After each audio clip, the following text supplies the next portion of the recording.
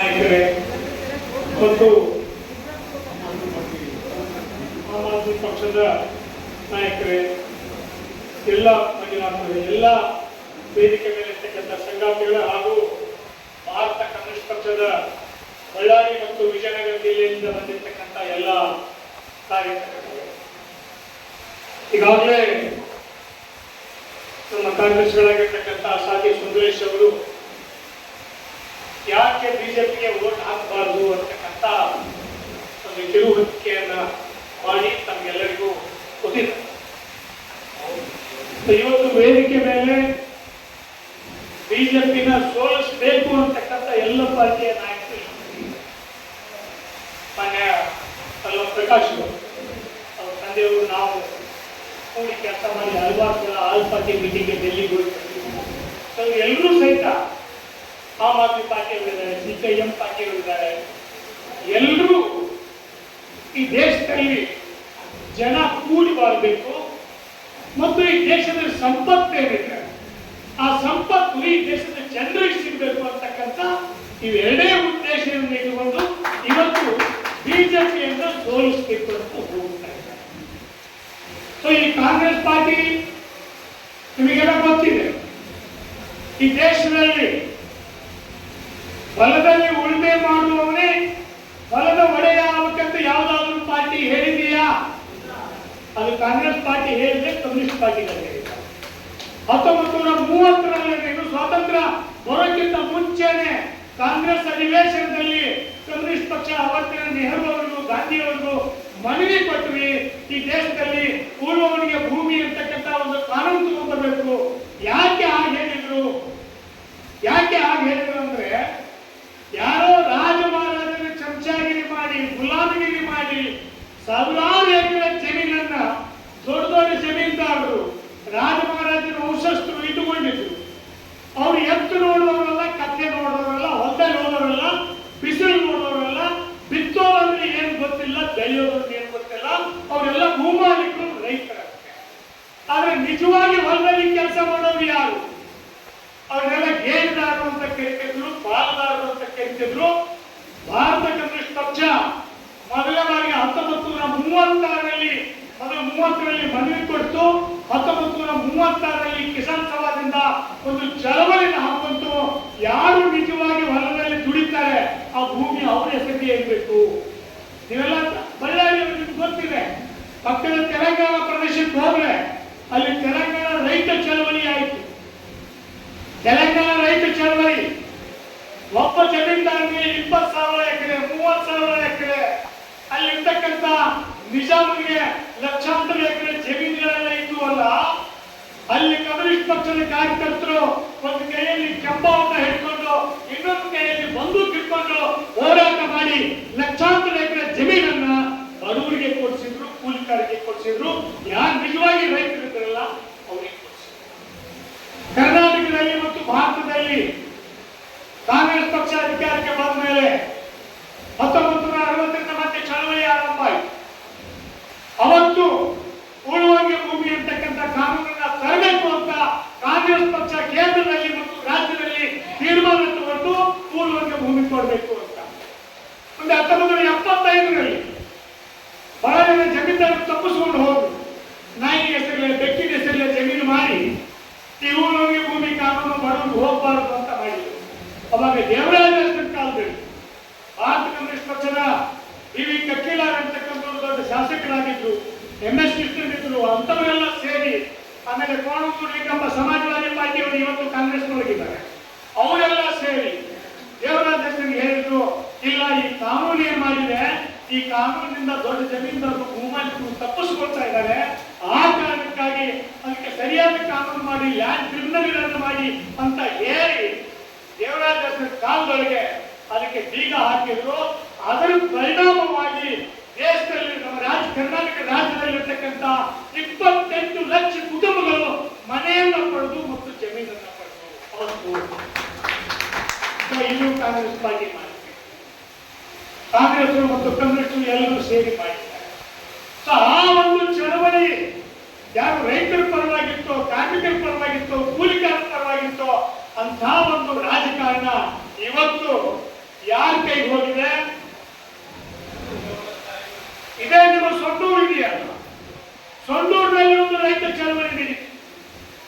ಇರ್ತಕ್ಕಂಥ ಬಹಳ ಜಮೀನುಗಳೆಲ್ಲ ಶ್ರೀಮಂತರ ಕೈಯಲ್ಲಿದ್ದು, ದೇವಸ್ಥಾನದ ಕೈಯಲ್ಲಿದ್ದು, ಮಠ ಮಂದಿರಗಳ ಕೈಯಲ್ಲಿದ್ದು, ಅದನ್ನ ರೈತರಿಗೆ ಕೊಡಬೇಕು ಅಂತ ನಿರಂತರವಾಗಿ ಹೋರಾಟ ಮಾಡಿ ಅಲ್ಲಿ ಭೂಮಿ ಹಂಚಿಕೆ ಕೆಲಸ ಇದೆ ಸೊಂಡೂರಿನಲ್ಲಿ ಆಗಿದೆ. ಇವತ್ತು ಸೊಂಡೂರಿನಲ್ಲಿ ಇರ್ತಕ್ಕಂಥ ದುಡ್ಡವನ್ನ ಬಿಜೆಪಿ ಸರ್ಕಾರ ಬಂದಾಗ ಮುಂಡ ಮಾಚಿದವರು ಯಾರು? ಇದೇ ಗುಡ್ಡಗಾಡಿಗಳನ್ನು ನಮಗೆ ಹೇಗಿರಲ್ಲಪ್ಪ. ಜನಾರ್ದನ್ ರೆಡ್ಡಿ, ಶ್ರೀರಾಮುಲು, ಹೆಸರು ಶ್ರೀರಾಮುಲು ಮಾಡಿದ ಕೆಲಸ ಗುಡ್ಡ ಬೆಟ್ಟ ನಮ್ಗೆ ಹಾಕಿದ್ದು. ಗುಡ್ಡ ಬೆಟ್ಟ ಯಾರ್ದು? ಅದು ಹೊಗಳಪ್ಪನ ಗುಡ್ಡ ಯಾರ್ದು? ಈ ಸೊಂಡೂರು ಗುಡ್ಡ ಯಾರ್ದು?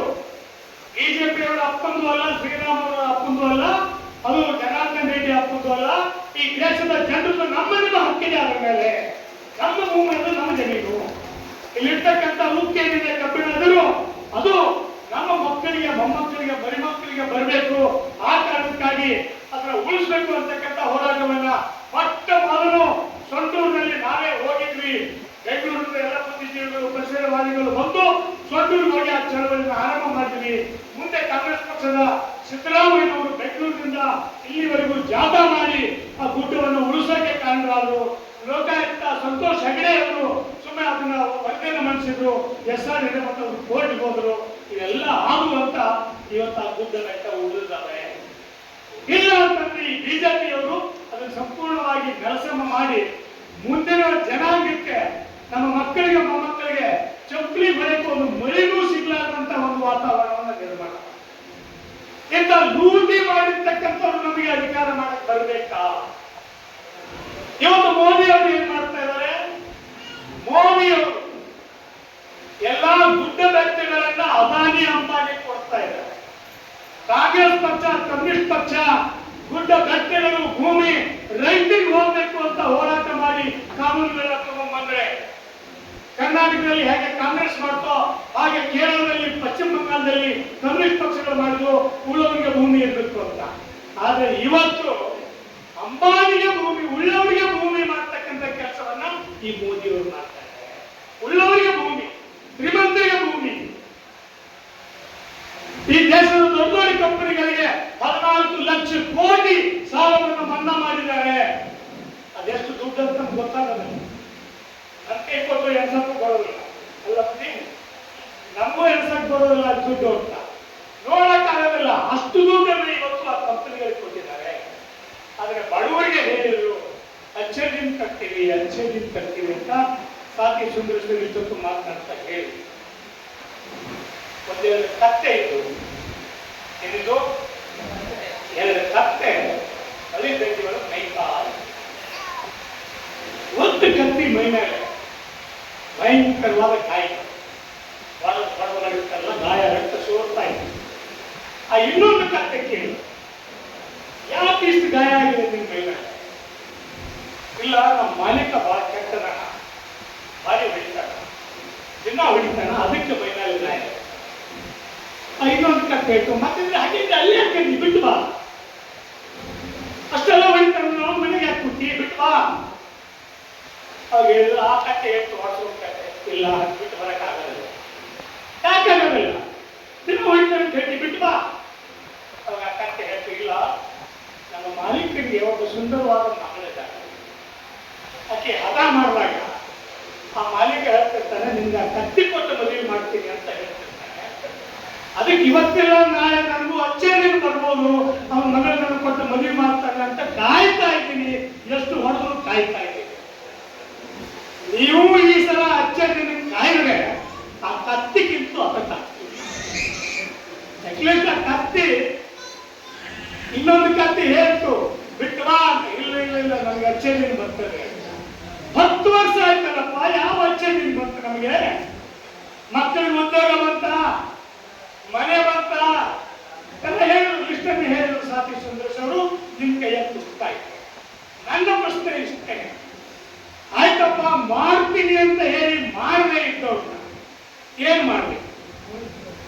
ಇವತ್ತು ಕಾಂಗ್ರೆಸ್ ಸರ್ಕಾರ 5 ಗ್ಯಾರಂಟಿ ಯೋಜನೆಗಳನ್ನು ತಗೊಂಡ ನಿರುದ್ಯೋಗಿ ಯುವಕರಿಗೆ ಧನ ಸಹಾಯ ಮಾಡ್ತು, ಬಸ್ನಲ್ಲಿ ಹೋಗೋರಿಗೆ ಉಚಿತವಾಗಿರ್ತಕ್ಕಂಥ ಮಹಿಳಾ ಪ್ರಯಾಣ ಕೊಟ್ಟು, ಇವತ್ತು ಇಂದಿರಾ ಕ್ಯಾಂಟೀನ್ ಇದೆ, ಎಲ್ಲ ಕ್ಯಾಂಟೀನ್ ಮಾಡಿದ್ರೆ 5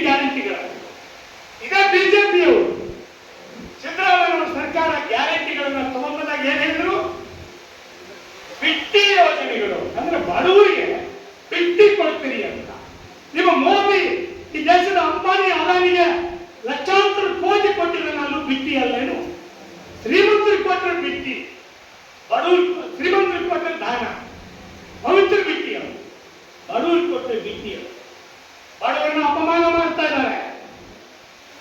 ಅದಾನಿ ಅಂತ ಕಂಪನಿಗೆ ಏರ್ಪೋರ್ಟ್ಗಳನ್ನು ಮಾಡ್ತಾ ಇದ್ದಾರೆ. ನಿಮ್ಮ ಸೊಂಡೂರಿನಂತ ಗುಡ್ಡಿಗಳನ್ನು ಮಾಡ್ತಾ ಇದ್ದಾರೆ. ಈ ಉತ್ತರ ಪ್ರದೇಶದ ಉತ್ತರ ಭಾಗದಲ್ಲಿ ಎಲ್ಲವನ್ನೂ ಮಾಡ್ತಾ ಇದ್ದಾರೆ. ಕೊಟ್ಟು ಬಿಡ್ತಾ ಇದ್ದಾರೆ. ಅವರು ಎಂತ ರೇಟಿಗೆ ಕೊಡ್ತಾರೆ? 10 ರೂಪಾಯಿ ಎಕರೆ, 20 ರೂಪಾಯಿ ಎಕರೆ ಭೂಮಿ ಕೊಡ್ತಾ ಇದ್ದಾರೆ. ಇಡೀ ಗುಜರಾತ್ನ ರೈತರ ಜಮೀನನ್ನು ಆ ಥರದ ಕಂಪನಿಗಳಿಗೆ ಕೊಟ್ಟಿದ್ದಾರೆ. ಒಕ್ಕಲ್ತನ ಮಾಡ್ತಕ್ಕಂಥ ಕಂಪನಿಗಳಿಗೆ. ಇಂಥವರು ಕಾಂಗ್ರೆಸ್ ಸರ್ಕಾರ ಬಡವರಿಗೆ ಏನಾದರೂ ಯೋಜನೆಗಳನ್ನು ಕೊಟ್ಟರೆ ಅದಕ್ಕೆ ಬಿಟ್ಟಿ ಅಂತ ಕರೀತಾರೆ. ಬಿಟ್ಟಿ ಅಂತ ಕರೀತಾರೆ. ಮನ್ನ ಇವರಿದ್ದಾರೆ ಕುಮಾರಸ್ವಾಮಿಗಳು ಕಾಂಗ್ರೆಸ್ನವರನ್ನು ಇದಕ್ಕೆ ಕೊಟ್ಟಿದ್ರು, ಚೊಂಬು ಸರ್ಕಾರ ಅಂತ. ಯಾರು? ಮೋದಿಯವರು ಚೊಂಬು ಸರ್ಕಾರ ನಿಮಗೆಲ್ಲ ಚೊಂಬು ಕೊಟ್ಟರು ಅಂತ. ಆ ಚೊಂಬಿನ ಜೊತೆ ನಮ್ಮ ರಾಜ್ಯದಲ್ಲಿ ಒಂದು ಬಕೆಟ್ ಸೇರ್ಕು. ಯಾರು? ದೇವೇಗೌಡರು, ಕುಮಾರಸ್ವಾಮಿಗಳು. ಆ ಚೊಂಬು ಈ ಬಕೆಟ್ ಎರಡು ಬರೋಬ್ಬರಿ ಸೇರಿದರು. ಅವನು ಹೇಳ್ತಾರೆ, ಕುಮಾರಸ್ವಾಮಿಗಳು ಹೇಳ್ತಾರೆ, ನೀವೇನೋ ಪುಕ್ಕಟೆಯಾಗಿ ಮಹಿಳೆಯರಿಗೆ ಪ್ರವಾಸ ಮಾಡಕ್ಕೆ ಕೊಟ್ಟರೆ ಬಸ್ನೊಳಗೆ ನಮ್ಮ ಹೆಣ್ಮಕ್ಳು ದಾರಿ ಬಿಟ್ಟಿದ್ದಾರೆ. ಅದೇ ಸ್ವಾಮಿ ಹೆಂಡತಿ ಬಿಟ್ಟು ಇನ್ನೊಂದು ಮದುವೆ ಆದ ದಾರಿ ಬಿಟ್ಟು ಏನು ಅಲ್ಲ, ನಮ್ಮ ಹೆಣ್ಮಕ್ಳು ದಾರಿ ಬಿಟ್ಟಿದ್ದಾರೆ. ಮಾನವ ಮರ್ಯಾದೆ ಇದೆಯಾ? ಜನರ ಬಗ್ಗೆ ಮಾತಾಡ್ತಕ್ಕಂಥ ಮಾತಾಡಿ ಜನರಿಗೆ ದೇಶದ ಸಂಪತ್ತನ್ನ ಜನರಿಗೆ ಅದನ್ನು ಬಳದಲ್ಲಿ ಕೊಡ್ತಕ್ಕಂಥದ್ದು ಅದು ಮಹಾನ್ ಹೋರಾಟವೇ ಹೊರತು ಬಿಟ್ಟಿ ಅಲ್ಲ. ಬಿಟ್ಟಿ ಕೇಳಕ್ಕೆ ನಾವು ಭಿಕ್ಷುಕರಲ್ಲ. ಈ ದೇಶದ ಪ್ರಜೆಗಳು ಮೋದಿಯವರೇ ನಿಮ್ಮನ್ನು ಪ್ರಧಾನಿ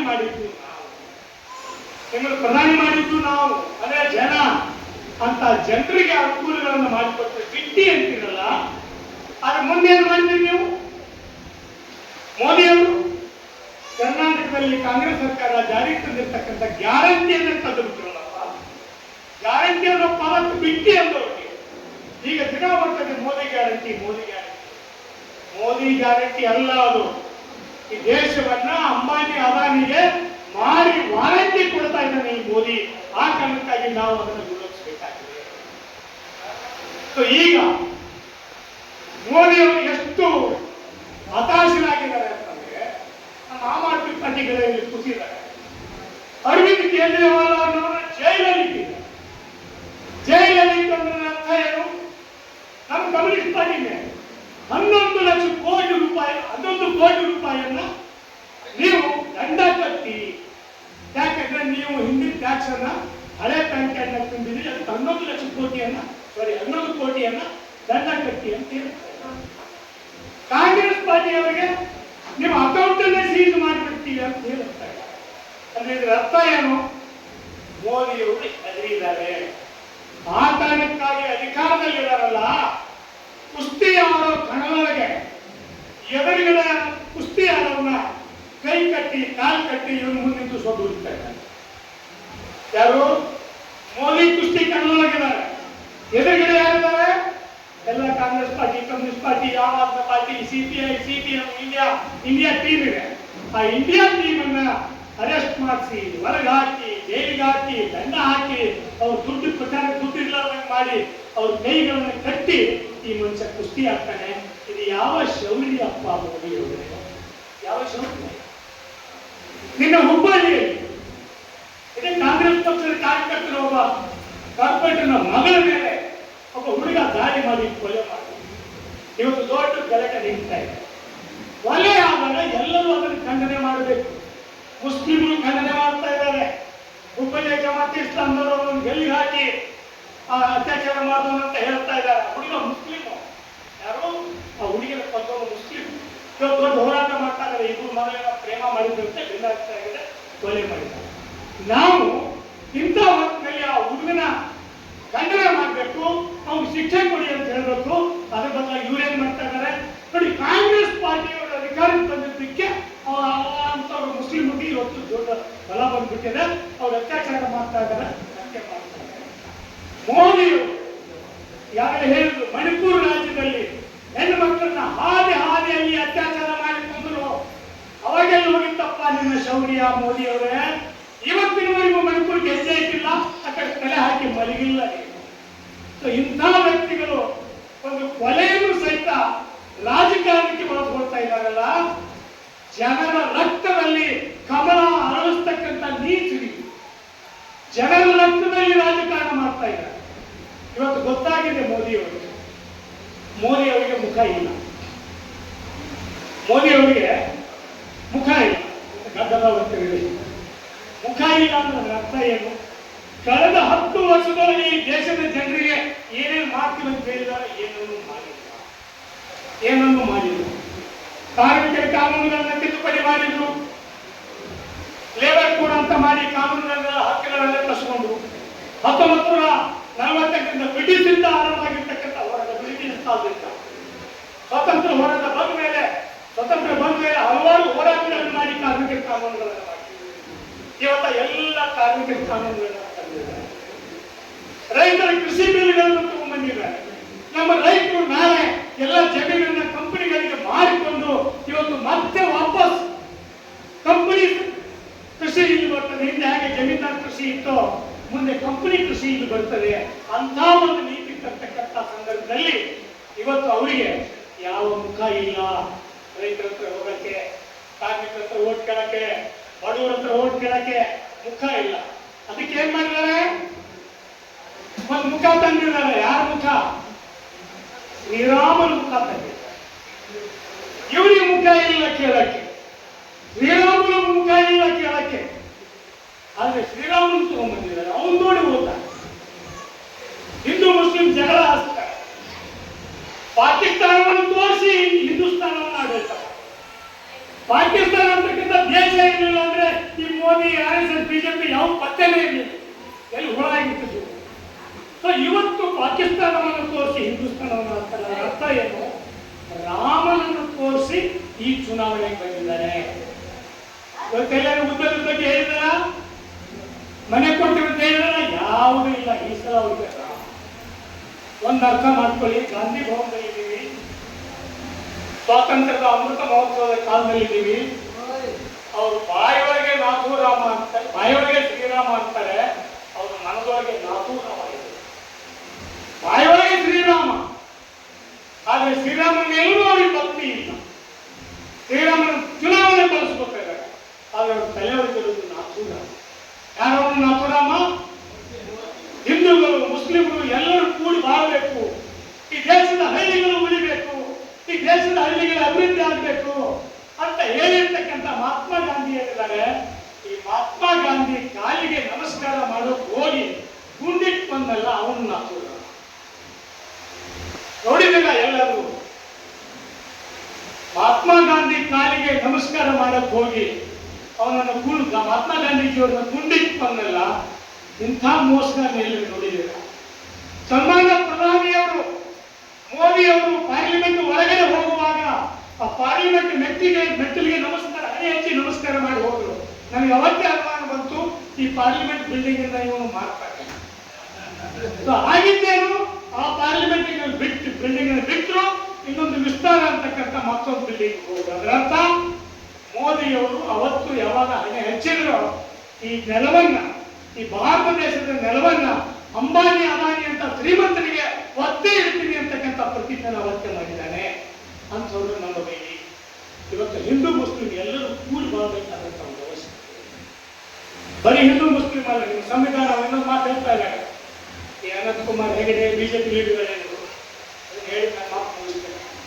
ಸಂವಿಧಾನವನ್ನು ಬದಲಾವಣೆ ಮಾಡ್ತೀವಿ ನಾವು. ನೀವು ಸಾಮಾನ್ಯ ಜನ ಏನ್ ತಿಳ್ಕೊಂಡಿದ್ದೀವಿ, ಸಂವಿಧಾನ ಅಂದ್ರೆ ಒಂದು ಪುಸ್ತಕ ಇರಬೇಕು, ಆ ಪುಸ್ತಕ ತೆಗೆದು ಮತ್ತೊಂದು ಪುಸ್ತಕ ತರ್ತಾರೆ.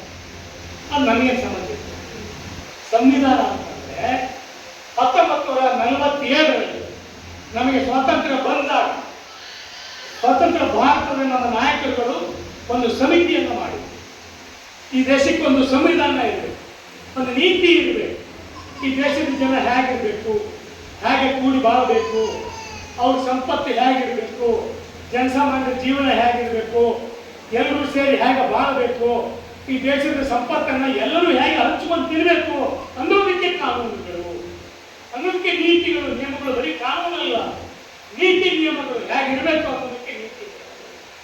ಸೊ ಇವತ್ತು ನಮ್ಮ ದೇಶದ ಸಂವಿಧಾನ ಹೇಳ್ತದೆ, ಅದು ಯಾರೇ ಇರಲಿ, ಅಲ್ಲಮ್ಮ ಅವರೇ, ಅಲ್ಲಮ್ಮ ಪ್ರಕಾಶ್ ಅವರೇ ಇರಲಿ, ಸಿದ್ದಗೌಡ ಇರಲಿ, ನೀರಿರಲಿ, ಮೋದಿ ಇರಲಿ, ಇಲ್ಲಿ ಬೀದಿಲಿ ಕೆಲಸ ಮಾಡ್ತಕ್ಕಂಥ ಚಪ್ಪಲಿ ಹೊರತಕ್ಕಂಥ ಒಬ್ಬ ಕೆಲಸಗಾರ, ಒಬ್ಬ ಮೂಚಿ ಇರಲಿ, ಇವರೆಲ್ಲರೂ ಕಾನೂನಿನ ಮುಂದೆ ಸಮಾನರು ಅಂತ ನಮ್ಮ ಸಂವಿಧಾನ ಹೇಳ್ತದೆ. ನಾವೆಲ್ಲರೂ ಕಾನೂನಿನ ಮುಂದೆ ಸಮಾನ. ಹಿಂದೂ ಇರಲಿ, ಮುಸ್ಲಿಂ ಇರಲಿ, ಕ್ರಿಶ್ಚಿಯನ್ ಇರಲಿ, ಇವರೆಲ್ಲರೂ ಅವರವರ ಪೂಜೆ ಮಾಡ್ತಕ್ಕಂಥ ಹಕ್ಕು ಅವ್ರಿಗಿದೆ, ಆರಾಧನೆ ಮಾಡ್ತಕ್ಕಂಥ ಹಕ್ಕು ಅವ್ರಿಗಿದೆ. ನೋಡಿ, ಬೈಬಲ್ ಹೇಳ್ತದೆ ಕ್ರಿಶ್ಚಿಯನ್ರು ಹ್ಯಾಕ್ ಬದುಕಬೇಕು, ಕುರಾನ್ ಹೇಳ್ತದೆ ಮುಸ್ಲಿಮ್ರು ಹ್ಯಾಕ್ ಬದುಕಬೇಕು, ಭಗವದ್ಗೀತಾ ಅಥವಾ ವೇದಗಳು ಹೇಳ್ತವೆ ಹಿಂದೂಗಳು ಹ್ಯಾಕ್ ಬದುಕಬೇಕು. ಹೌದಾ? ಆದರೆ ನಮ್ಮ ಸಂವಿಧಾನ ಹೇಳ್ತದೆ ಹಿಂದೂಗಳು, ಮುಸ್ಲಿಮರು, ಕ್ರಿಶ್ಚಿಯನ್ರು, ಪಾರ್ಸಿಗಳು, ಸಿಖ್ರು, ಲಿಂಗಾಯತರು ಎಲ್ಲರೂ ಕೂಡಿ ಹ್ಯಾಕ್ ಬದುಕಬೇಕು ಅಂತ ಹೇಳೋದು ನಮ್ಮ ಸಂವಿಧಾನ ಒಂದೇನೆ. ಅವೆಲ್ಲ ಅವರು ಧರ್ಮಕ್ಕೆ ಹೇಳ್ತಾರೆ, ಯಾವಾಗ ಏನ್ ಮಾಡಬೇಕು, ಯಾವಾಗ ಪೂಜೆ ಮಾಡಬೇಕು. ಆದ್ರೆ ಎಲ್ಲರೂ ಕೂಡ ಬದುಕಬೇಕು ಅಂತ ಹೇಳೋದು ನಮ್ಮ ಸಂವಿಧಾನ ಒಂದೇನೆ. ಈ ದೇಶದ ಸಂಪತ್ತು ಲೂಟಿ ಮಾಡಬಾರ್ದು ಅಂಬಾನಿ ಅದಾನಿ ಅಂತವರು ಅಂತ ಹೇಳಿದ್ದು ನಮ್ಮ ಸಂವಿಧಾನ. ಎಲ್ಲರಿಗೂ ಮನೆ ಕೊಡಬೇಕು ಅಂತ ಹೇಳಿದ್ದು ಸಂವಿಧಾನ, ಎಲ್ಲರಿಗೂ ವಿದ್ಯಾಭ್ಯಾಸ ಕೊಡ್ಬೇಕಂತ ಹೇಳಿದ್ದು ಸಂವಿಧಾನ, ಎಲ್ಲರಿಗೂ ಉದ್ಯೋಗ ಕೊಡ್ಬೇಕಂತ ಹೇಳಿದ್ದು ಸಂವಿಧಾನ. ಅಂತ ಸಂವಿಧಾನವನ್ನ ಬದಲಾವಣೆ ಮಾಡ್ತೀವಿ ಅಂತ ಹೇಳ್ತಾರಲ್ಲ, ಯಾಕೆ ಹೇಳ್ತಾರೆ? ಯಾಕೆ ಹೇಳ್ತಾರೆ? ಯಾಕೆ ಹೇಳ್ತಾರೆ ಅಂದ್ರೆ, ಅವರಿಗೆ ಹಿಂದೂ ಧರ್ಮ ಅಂತಂದ್ರೆ ಗೊತ್ತಾ, ಬ್ರಾಹ್ಮಣ, ಕ್ಷತ್ರಿಯ, ವೈಶ್ಯ, ಶೂದ್ರ ಅಂತ ಮನುಸ್ಮೃತಿ ಅಂತ ಒಂದು ಇದೆ. ಅವರು ಭಾರತದ ಸಂವಿಧಾನವನ್ನು, ಅಂಬೇಡ್ಕರ್ ಅವರ ಅಧ್ಯಕ್ಷತೆಯಲ್ಲಿ ಬಂದಿರತಕ್ಕಂಥ ಸಂವಿಧಾನವನ್ನು ತೆಗೆದು ಹಾಕಿ ಆ ಸಂವಿಧಾನವನ್ನು ತಗೊಂಡ್ಬರ್ಬೇಕು, ಮನುಸ್ಮೃತಿಯನ್ನ. ಆ ಮನುಸ್ಮೃತಿ ಏನ್ ಹೇಳ್ತದೆ, ಇವ ದಲಿತ ಇವನ್ ಮುಟ್ಟಿಸ್ಕೋಬೇಡ, ಇವ ಕುರುಬ ಇವನ್ ಮುಟ್ಟಿಸ್ಕೋಬೇಡ, ಇವನ್ ಒಳಗೆ ಬಿಡಬೇಡ, ಇವನ್ ಮನೆ ಒಳಗೆ ಬಿಡಬೇಡ, ಅವನ ದೇವಸ್ಥಾನದ ಒಳಗೆ ಬಿಡಬೇಡ, ಅವನ್ ಮಡಿ, ಇವನ್ ಬಡಿ, ಇವನ್ ಕಡಿ. ಹೆಣ್ಮಕ್ಳು ಅವ್ರಿಗೆ ಯಾರಿಗೂ ಸ್ವಾತಂತ್ರ್ಯ ಇಲ್ಲ, ಪ್ರತಿ ದರ್ಜೆ ಹೆಣ್ಮಕ್ಳವರು. ಹೆಣ್ಮಕ್ಳಿಗೆ ಸ್ವಾತಂತ್ರ್ಯ ಇಲ್ಲ, ದಲಿತರಿಗೆ ಸ್ವಾತಂತ್ರ್ಯ ಇಲ್ಲ, ಬೇಡರಿಗೆ ಸ್ವಾತಂತ್ರ್ಯ ಇಲ್ಲ, ಕುರುಬರಿಗೆ ಸ್ವಾತಂತ್ರ್ಯ ಇಲ್ಲ, ಯಾವ ಬಡವರಿಗೂ ಸ್ವಾತಂತ್ರ್ಯ ಇಲ್ಲದಂತ ಒಂದು ಕೆಟ್ಟ ಮನುಸ್ಮೃತಿಯನ್ನ ಇವತ್ತು ನಮ್ಮ ಮೇಲೆ ಹೇರೋಕ್ ಬರ್ತಾ ಇದ್ದಾರೆ. ಇದರ ಅರ್ಥ, ನಾವೇನಾದ್ರೂ ಬಿಜೆಪಿಗೆ ವೋಟ್ ಹಾಕಿದ್ರೆ ನಮ್ಮ ಎದೆಗೆ ನಾವೇನೇ ಚಾಪುಚ್ಚಿಕೊಂಡಂತ ಆತ್ಮಹತ್ಯೆ ಆಗ್ತದೆ. ಆ ಕಾರಣಕ್ಕಾಗಿ ಅಂತ ಆತ್ಮಹತ್ಯೆನ ಮಾಡ್ಕೋಬೇಡಿ. ಈ ದೇಶದ ಸಂಸದೀಯ ಪ್ರಜಾಸತ್ತೆ ಅಂತಿದೆ, ನಾವು ಸೇರಿ ಕಳಿಸಿದವರು ಈ ದೇಶವನ್ನು ಆಡಳಿತ ಮಾಡಬೇಕು ಅಂತ. ಆದ್ರೆ ಇವತ್ತು ಕಾರ್ಪೊರೇಟ್ ಕಂಪನಿಗಳು, ಅಂದ್ರೆ ಅಂಬಾನಿ, ಅದಾನಿ ಅಂತ ಜಗತ್ತಿನ ಶ್ರೀಮಂತರಿದ್ದಾರೆ, ಅವರು ನಮ್ಮ ದೇಶದಲ್ಲಿ ಇದ್ದಾರೆ. ಆ ಜಗತ್ತಿನ ಶ್ರೀಮಂತರು ಹೇಳಿದಂಗೆ ಮೋದಿ ಕೇಳ್ತಾರೆ ಹೊರತು ನೀವು ಕೇಳಿದಾಗೆ ಕೇಳೋದಿಲ್ಲ. ಆ ಕಾರಣಕ್ಕಾಗಿ ಇವತ್ತು ಇಂಡಿಯಾ ಒಕ್ಕೂಟ, ಅದು ಕಾಂಗ್ರೆಸ್ ಆಗಿರ್ಬೋದು, ಸಿಪಿಎಂ ಆಗಿರ್ಬೋದು, ಕರ್ನಾಟಕದಲ್ಲಿ ಆಮ್ ಆದ್ಮಿ ಪಾರ್ಟಿ, ನಾವು ಎಲ್ಲರೂ ಸೇರಿ ಕರ್ನಾಟಕದ ಜನರನ್ನ ಈ ಮೋಸಗಾರರಿಂದ, ರಾಮನ ಹೆಸರಲ್ಲಿ ಮೋಸ ಮಾಡ್ತಕ್ಕಂಥ ಈ ಜನರಿಂದ ನಾವಿನ್ನ ರಕ್ಷೋಣ. ನಿಜವಾಗಿ ರಾಮ, ರಹೀಮ, ಅಲ್ಲ, ಯೇಸು ಎಲ್ಲರೂ ಕೂಡಿ ಮಾಡ್ತಕ್ಕಂಥ ಒಂದು ಸಮಾಜವನ್ನ ನಾವು ಉಳಿಸ್ಕೊಳ್ಳೋಣ ಅಂತಕ್ಕಂಥ ಒಂದು ಪ್ರಯತ್ನಕ್ಕಾಗಿ ಇಂಡಿಯಾ ಒಕ್ಕೂಟ ಸೇರಿದೆ. ಕರ್ನಾಟಕದಲ್ಲಿ, ಅದರಲ್ಲೂ ಬಳ್ಳಾರಿಯಲ್ಲಿ ನಿಮ್ಗೆ ಗೊತ್ತಿದೆ, ಹಿಂದೆ ಸುಷ್ಮಾ ಸ್ವರಾಜ್ ಬಂದಾಗ ಆರಿಸಿ ಹೋಗದೆ ಇದ್ರೂ ಈ ಜನಾರ್ದನ ರೆಡ್ಡಿ ಶ್ರೀರಾಮುಲು ಆ ತಾಯಿ ಆಶೀರ್ವಾದ ತಗೊಂಡು ಬಳ್ಳಾರಿ ಹೇಗೆ ಲೂಟಿ ಮಾಡಿದ್ರು ಅಂತ ನಮ್ಗೆ ಗೊತ್ತಿದೆ.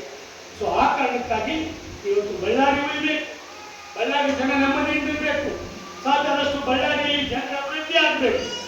ಆ ತರ ಗಣಿಗಾರರು, ಅವರಿಗೆಲ್ಲ ಗಣಿ ಅಂತಾರೆ, ಗಣಿಗಳಂತ ಯಾರು ಬಳಸಬೇಡಿ. ನಿಮ್ಮ ಮೇಲೆ ನಮ್ಮ ಮಾಧ್ಯಮದವರೆಗೂ ಮನವಿ ಮಾಡ್ಕೊತೀನಿ. ಗಣಿಗಳ್ಳರು ಮತ್ತೆ ಇವತ್ತು ಚುನಾವಣೆಗೆ ಬಂದಿದ್ದಾರೆ, ಮತ್ತೆ ಬದಲಾಗಿದ್ದಾರೆ. ಆ ಕಾರಣಕ್ಕಾಗಿ ಈ ಕಳ್ಳರನ್ನ ಹೋಗಿಸ್ಬೇಕಾದ್ರೆ ಈ ಒಕ್ಕೂಟ, ಇಂಡಿಯಾ ಒಕ್ಕೂಟ, ನಮ್ಮನ್ನು ನೀವು ಎದುರಿಗೆ ನಿಂತು ಕೇಳೋ ಹಕ್ಕಿದೆ.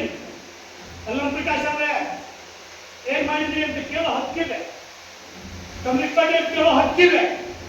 ಆದ್ರೆ ಮೋದಿ ಅವರಿಗೆ ಏನಾದ್ರು ನೀವು ಹೋಗಿ ಶ್ರೀರಾಮುಲು ಕೇಳಿದ್ರೆ ಅವ್ರೇನ್ ಹೇಳ್ತಾರೆ ಗೊತ್ತಾ, ಇವರು ದೇಶದ್ರೋಹಿ, ಇವರು ಪಾಕಿಸ್ತಾನದಲ್ಲಿ. ಹೌದಾ? ಅವ್ರು ಏನಾದ್ರು ಯಾಕಪ್ಪ ಶ್ರೀರಾಮುಲು ನಮಗೆ ಇದಕ್ಕೆ ಕೊಡ್ತೇನೆ ಅಂತ ಹೇಳ್ತೀವಿ, ಕೊಲ್ಲಿಲ್ಲ ಅಂದ್ರೆ ನೋಡಿ, ಇವ್ರು ನಮ್ಮನ್ನೇ ವಿರೋಧ ಮಾಡ್ತಾರೆ, ನಮ್ಮನ್ನೇ ಪ್ರಶ್ನೆ ಮಾಡ್ತಾರೆ. ಅದಕ್ಕಾಗಿ ಇವ್ರು ಪಾಕಿಸ್ತಾನ ಏಜೆಂಟ್ ಅಂತ ಹೇಳೋದು. ಆ ಕಾರಣಕ್ಕಾಗಿ ನೀವೇನು ಸೇರಿದ್ದೀರಿ, ನೀವು ಹೋಗಿ ನಿಮ್ಮ ಊರಿನ ಕಟ್ಟೆ ಮೇಲೆ ಮಾತಾಡಿ, ನಿಮ್ಮ ಊರಿನ ಮನೆಗಳಲ್ಲಿ ಮಾತಾಡಿ.